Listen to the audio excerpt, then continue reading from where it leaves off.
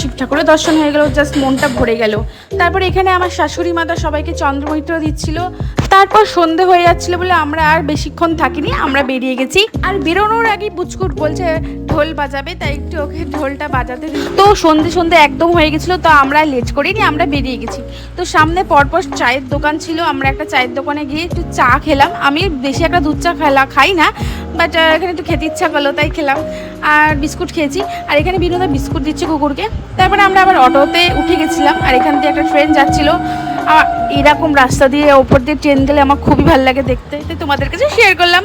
দেন এখানে অটোটা আবার একটু সামনে গিয়ে দাঁড়িয়েছিল। এখানকার সিঙ্গারা নাকি খুব টেস্টি, তাই সিঙ্গারা কেনা হয়েছিল, অনেকগুলোই কেনা হয়েছিল, সবাই খেয়েছে। আর সত্যি টেস্টি, একটু মিষ্টি মিষ্টি ভেতরটা, ইউনিক টাইপের, আর অনেকটাই টেস্টি।